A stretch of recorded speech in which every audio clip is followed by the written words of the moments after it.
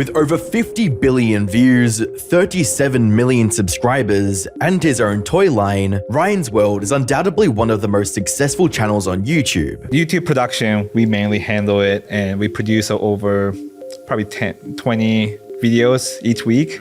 However, behind the facade of fame, money, and smiles lies a much darker reality. A reality that the young star's parents will go to great lengths to keep hidden from the internet. But as the years have gone on, the exploitation of Ryan has only become more apparent, attracting comments stating, "Imagine having to sit there and nod your head while watching your parents talk at your own interview. I wonder if when he gets older, he'll become a lot more unfiltered about how he feels." As well as, "I can't wait for the real Ryan interview in 10 years, and not just his parents being interviewed with him present." Hi, I'm the Internet Anarchist. I create weekly YouTube documentaries, and today we'll be looking into the concerning career of Ryan's World, a maturing creator confined to a childlike persona, and how his parents used him as an asset to create a $100 million business. The Ryan's World channel, initially known as Ryan's Toys Reviews, was created on the 17th of March 2015 and received its first upload on the same day.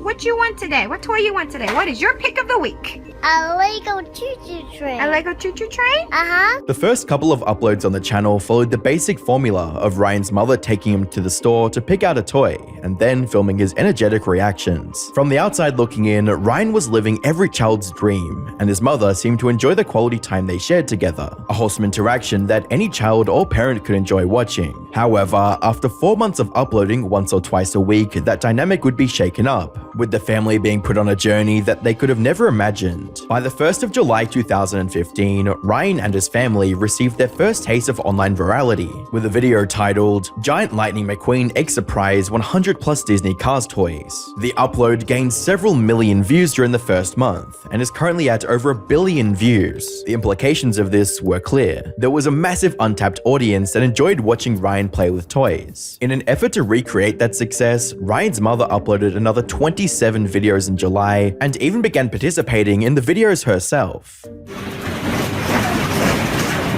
gonna get you. Arr! Arr! Arr! Even though the frequency of uploads had increased, they were much shorter, which meant long filming sessions wouldn't stress the 3-year-old Ryan. However, this indicated a shift in his parents' priorities, from making sure Ryan enjoyed himself to getting as many videos out as quickly as possible. By the start of 2016, the family's frequent uploads were massively rewarded, as Ryan's World surpassed 5 million subscribers and became one of the most viewed channels on YouTube with over 6 billion views. In an interview with TubeFilter, Ryan's mother revealed some details about what inspired them to create the channel, reading, "One day he asked me, how come I'm not on YouTube when all the other kids are? So we just decided, yeah, we can do that. Then we took him to the store to get his very first toy. I think it was a Lego train set, and it all started from there." When questioned on how filming videos would affect Ryan and how he felt about YouTube, Ryan's mother had this to say. "Right now, he loves making videos. Every time I tell him we're going to film, he gets so excited. As long as he's loving it and it doesn't disrupt his daily routine, we plan on continuing. But the moment he's not having fun anymore, that's when it will be time to stop." At the time, no one doubted the parents' claims of putting Ryan's needs before creating content. However, as the time passed and the business grew, these claims would become harder and harder to take seriously. By the start of 2019, the Ryan's World brand had grown to unimaginable heights, spawning mainstream children's series, toy lines, and an entire media company dedicated to video production. However, as the Kaji family's popularity grew, so did the inquisition from fans about who they were behind the scenes. A good example of this was an article from the Daily Mail, published in September 2019. The article uncovered some concerning details about Ryan's mother's past, and revealed the parents' true identities, reading, "On May 4th, 2003, Lone, then known as Kyolone Thi Nguyen, was arrested for breaching a probation order which had been imposed in 2002, when she had been caught stealing clothing at JCPenney department store in Alameda Mall, Houston.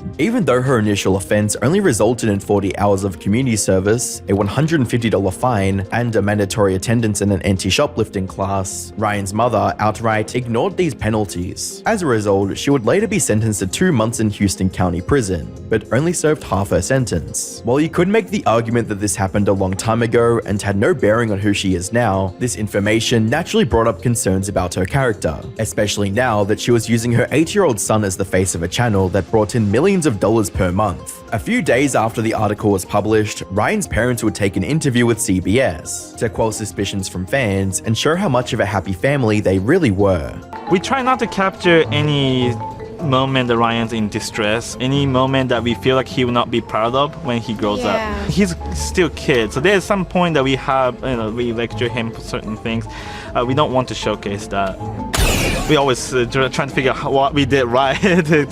Unfortunately, the sentiment of quote putting the kids first would only become more difficult to believe, as the Ryan's World brand was hit with complaints of exploiting their child audience for profit. According to the Federal Trade Commission, the Truth in Advertising nonprofit claimed the Ryan's World channel was not properly disclosing the inclusion of sponsored products in their videos, and subliminally marketing to kids. Reading, when a YouTube video directed to children under the age of 5 mixes advertising with program content, as Ryan's Toys Reviews videos frequently do, the preschool audience is unable to understand or even identify the difference between marketing material and organic content, even when there is a verbal indicator that attempts to identify marketing content. To make matters worse, this complaint came around the same time YouTube and Google were settling a $170 million fine for violating child privacy laws. This prompted some heavy-handed changes to how creators advertise to children, and forced the Kaji family to change the name of the channel from Ryan's Toys Reviews to Ryan's World. The fact that Ryan's parents were willing to psychologically manipulate other children with undisclosed advertising only made fans more concerned about what they could make Ryan do for the sake of revenue. Sadly, these worries became impossible to ignore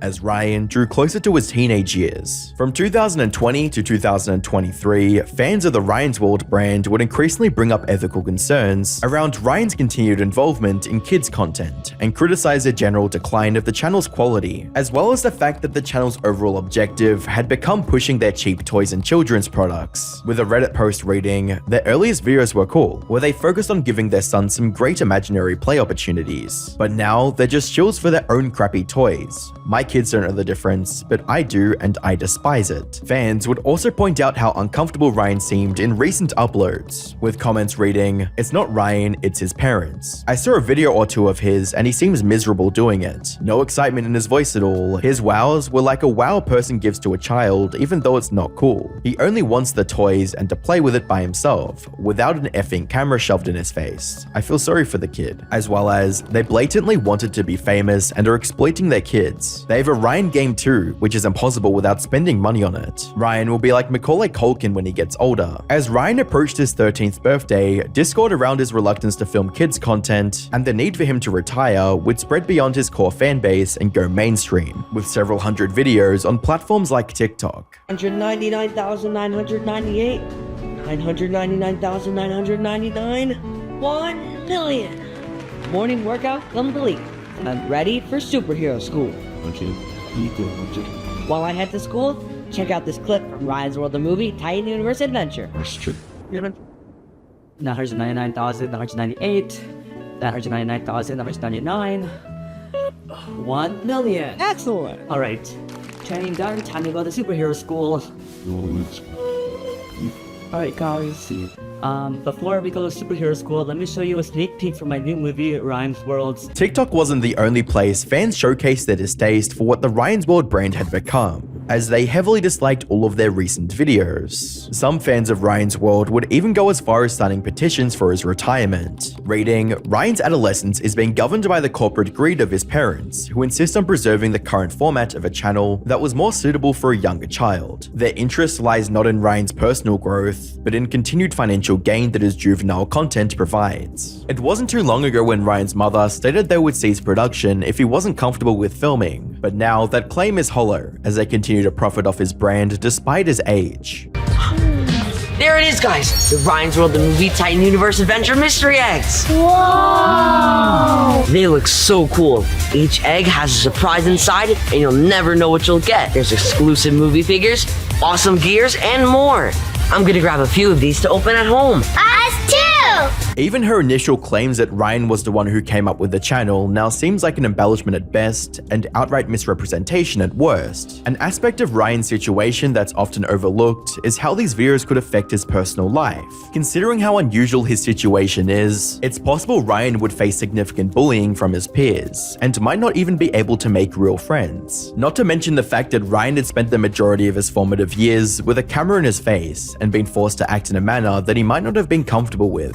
Left unchecked, such developmental issues would inevitably cascade into teenage and adult years, causing a host of other problems. Unfortunately, it seems his parents aren't all too concerned about that, as seen in their latest interview with John Yushai, which focused primarily on the production side of things. I mean, those numbers are crazy. You guys have over 10 different YouTube channels, over 80 billion views across them. How big is the team that runs this? And take me through like how you're able to maintain this. Then we'll rewind back to talk about how this all happened. Yeah, for the production side, we own the studio in Houston. It's called Sunlight Entertainment, and we have full-time employee, about 30 to 40 employees. But yeah, our company is mainly working on the production side of the content. While the interview did give some insight into how Ryan's role in production was less involved than before, it was apparent that they still wanted him to participate in videos for the foreseeable future. Is there a day where the YouTube channels will be fully animation? Like, Ryan, are you going to keep making YouTube videos, given your interest to be an animator and maybe go behind the camera, like as you get older? I think I will keep going for a while, yeah. How do you guys think about the future of the channel, and how much of that relies on having a human component as your kids get older? You know, one thing we're thinking about is we want to make sure we cater toward the existing fan. 5 to 8 years old are our core demographic. But at the same time, Ryan's growing up and then he has new interests. We want to cater toward his new interests as well, new field. So maybe we'll start a new one, and then this Ryan's World channel, the existing one, maybe, yeah, like you said, animated character could take over a little bit. Something worth noting is how this interview and previous ones barely allowed Ryan to speak or voice his opinion when he's with his parents. While you could chalk it up to him not being involved in the production side of the business, it's strange that the actual star of the show is given so few lines during his own interviews. Family channels have always had a controversial reputation on YouTube, and for good reason. More often than not, the relationship between a parent and a child is tainted by the premise of financial gain when making family content. It's also not uncommon to see family channels force their children to keep making content beyond their younger years, or plan out their entire lives for them. While there's no concrete evidence that this is the case with Ryan and his parents, one cannot overlook the power dynamic present and their focus on monetizing his brand as much as possible, not to mention the fact that they haven't shown any signs of allowing Ryan to move on to a more mature style of content that fits his age. Even though it was Ryan's face and personality that fueled the business, his parents are the ones who own and control the brand, which means we can only hope that Ryan isn't being held hostage by the success he helped create. If you thought this was bad, Jack Doherty completely destroyed his reputation and career. Click the video on screen to find out how.